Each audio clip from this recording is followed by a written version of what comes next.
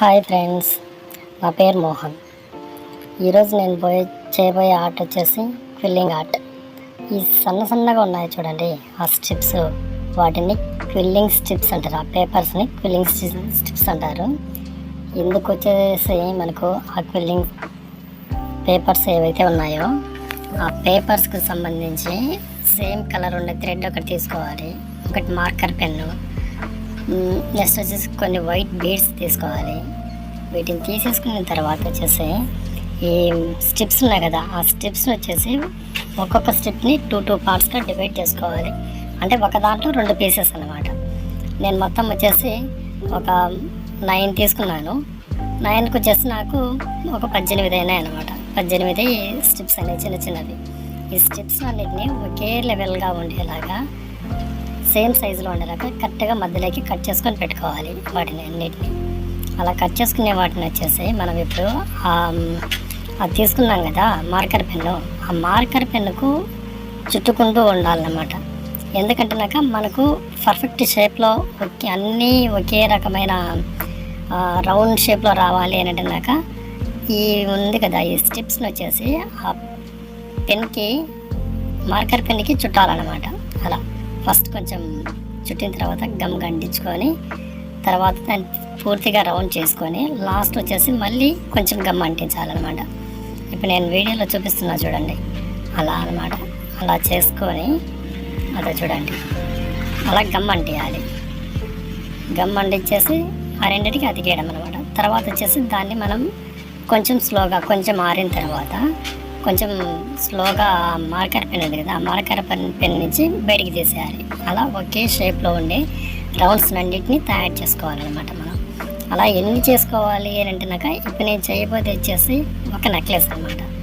నెక్లెస్కి మనకు ఎంత పొడవు ఉండాలో, లేదంటే ఎంత షార్ట్గా ఉండాలా, పొడవుగా ఉండాలా అనే దాన్ని చూసుకొని మీకు ఎన్ని అవసరమైతే అన్నింటినీ మీరు తయారు చేసుకోవాల్సింది ఉంటుంది అనమాట.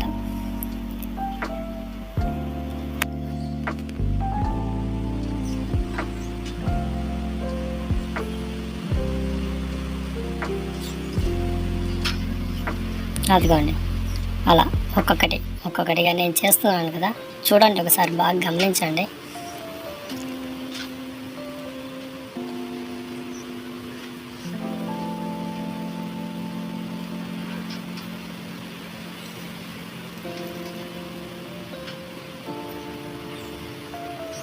అవన్నీ తయారు చేయడానికి పెద్దగా టైం ఏం పట్టదు. ఒక 10 మినిట్స్ లోపు అయితే కనుక మనకు మొత్తం కావాల్సినవన్నీ మెటీరియల్స్ అన్నీ ఒకసారి చేసి పెట్టుకుంటే మనకు చేసే టైంలో మధ్యలో మళ్ళీ పెన్ చుట్టడం, మళ్ళీ చేయడం, ఇలాంటి సమస్యలు లేకుండా ఉంటాయి అన్నమాట. ఇప్పుడు నేను ఇంకొక స్టెప్ తీసుకున్నాను కదా, చిన్న స్టెప్. ఆ స్టెప్తో ఏం చేస్తున్నాను అంటే కనుక డిజైన్ అనమాట.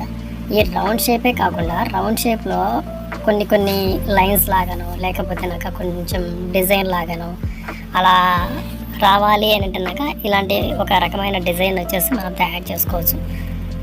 ఇలా చూడండి, నేను చూపిస్తున్నట్టుగానే ఒకే స్టెప్లో అక్కడక్కడ మధ్యలో మనకు ఎంత పొడవు అయితే కావాలో అంత పొడవు చూసుకొని దానికి తగ్గట్టుగా చేసుకుంటూ వెళ్తే ఒక మంచి డిజైన్ అనేది మాత్రం వస్తుంది మనకు. ఒక బార్డర్ లైన్ డిజైన్ ఎలా ఉంటుంది అలాంటిది అనమాట, అలా వస్తుంది. వాటిని మనము ఆ మధ్యలో మనం చేసుకునే రౌండ్ ఉంది కదా, ఆ రౌండ్లో పెట్టేయాలి. అలా పెట్టడం వల్ల ఏమవుతుందంటున్నాక ఆ షేప్ వచ్చేసి మంచి ఇదొక డిజైన్ లాగాను అలా కనిపిస్తుంది అనమాట. ఓన్లీ ఏం లేకుండా ఉత్త ప్లెయిన్ వదిలేయడానికి, ఇలా కొంచెం డిజైన్ పెట్టడానికి చాలా తేడా కదా. చూడండి, అలా అనమాట. ఇది చేసుకునే వాటిని పక్కన పెట్టేసుకొని మనకు ఎంత పొడవు పడుతుంది, మనకు సంబంధించిన నెక్ ఉంటుంది కదా, ఆ నెక్ వచ్చేసి మనకు ఈ పొడవు అయితే సరిపోతుంది అని అనే వరకు మీరు తీసుకోండి. నేనైతే కనుక చూడండి నేను తీసుకున్నాను. ఇటుపక్క అటుపక్క సేమ్ ఒకే లెవెల్లో ఉండేలాగా సేమ్ తీసుకోవాలన్నమాట. తర్వాత ఇప్పుడు ఒక నీడిల్ తీసుకోవాలి. ఆ థ్రెడ్ ఉంది కదా, థ్రెడ్ వచ్చేసి మనం ఏ కలర్ అయితే కనుక క్విల్లింగ్ పేపర్స్ తీసుకున్నామో అదే కలర్లోనే థ్రెడ్ ఉండేలా చూడండి. ఎందుకంటే కనుక పేపర్స్ ఒక రకంగాను థ్రెడ్ ఇంకొక రకంగాను ఉంటే బాగోదు కదా. సో ఈ నీడిల్ థ్రెడ్ అది తీసుకొని అందులోకి మనం ఈ తీసుకునే థ్రెడ్ వచ్చేసి ఒక 3 లైన్లో 4 లైన్లో తీసుకొని దానిలోకి ఎక్కించుకోవాలి.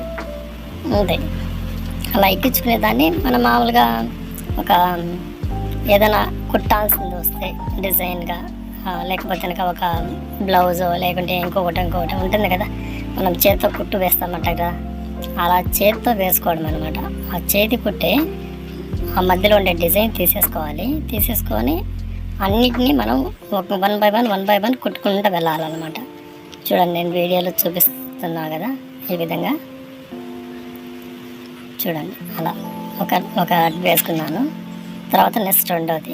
ఈ రెండవ దాని నుంచి ఏంటంటున్నాక ఇటువైపు నుంచి అటువైపుకి తీయకూడదు అనమాట. అది కార్నర్స్ అనమాట. మనకు ఇటుపక్క అటుపక్క ఉండే లైను ఒక చోటుకు వచ్చేసి మధ్యలో ఒక చోట సెట్ అవుతాయి కదా, ఆ సెట్ అవ్వడం కోసం వచ్చేసి కొంచెం వారకి ఫస్ట్ నేను ఎడమవైపు కుడుతున్నా. సో అలా ఎడమవైపుకి అలా వన్ బై వన్ మనం వేసుకుంటా పోవాలి. మధ్యలోకి మళ్ళీ మనం కుట్టామంటున్నాక ఆ లైన్ అలాగే స్ట్రైట్గా వస్తుంది. మనకు కావాల్సింది మెడక్ కదా, కాబట్టి ఒక సైడ్కి వేసుకుంటూ వెళ్ళాలన్నమాట.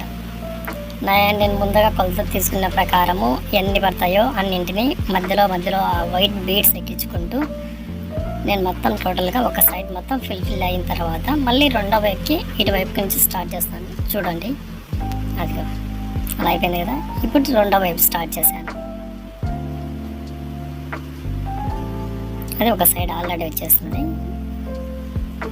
ఇది రెండో వైపు అనమాట.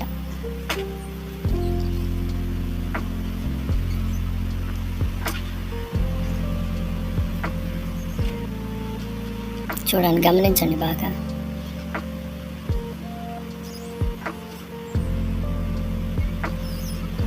అదిగోండి, టోటల్గా నాకు ఎంత అవసరం అవుతుందో అంతమైన వచ్చేసి నేను ఆ బీడ్స్ని వన్ బై వన్ ఆ రౌండ్గా ఉండే ఆ క్విల్లింగ్ పేపర్స్ని వాటిని వన్ బై వన్ ఎక్కించుకుంటున్నాను అనమాట.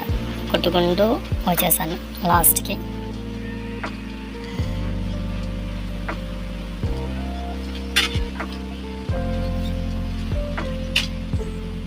అదిగోండి, చూడండి, మనకి ఇప్పుడు రెండు సైడ్లో వచ్చింది. బట్ కాకపోతే ఆ బీడ్స్ ఉన్నాయి కదా, ఆ బీడ్స్ని ఇటువైపు 3 అటువైపు 3 ఎక్కించుకోవాలి. ఎందుకంటే కనుక మనము ఈ థ్రెడ్ ఉంది కదా, ఈ థ్రెడ్కి ఒక సైడ్ వచ్చేసి ఒక రింగ్, ఇంకొక సైడ్ వచ్చేసి ఒక హుక్ లాంటివి తగిలిస్తాం అనమాట. ఎందుకంటే నెక్కు వేసుకోవడానికి మనకు మధ్యలో ఉండాలి కదా. సో ఆ లింక్ కోసం వచ్చేసి మనము బీడ్స్ ఎక్కించుకోవాలి ఇటువైపు అటువైపు. ఎందుకంటే కనుక మనం మిగిలిన స్ట్రక్చర్ అంతా ఉంది కదా, పేపర్తో చేసుకున్న క్విల్లింగ్ వల్ల చేసుకున్న పేపర్ ఉంది కదా, ఆ పేపరు ఏది డిస్టర్బ్ అవ్వకుండా, జస్ట్ పేపరే కదండి.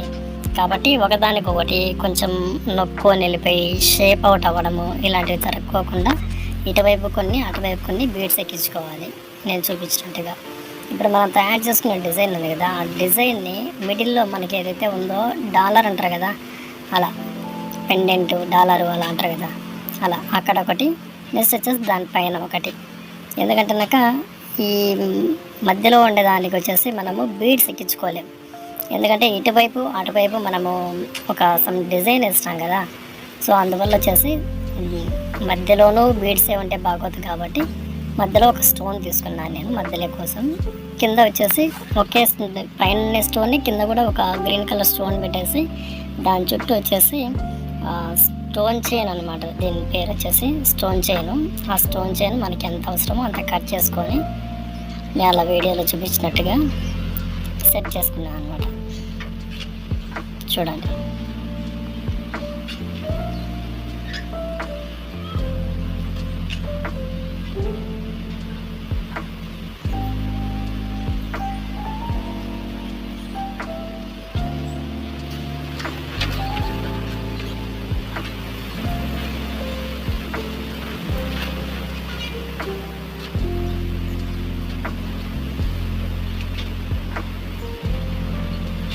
అదిగోండి జూమ్ చేస్తున్నా కదా, జూమింగ్లో చూడండి.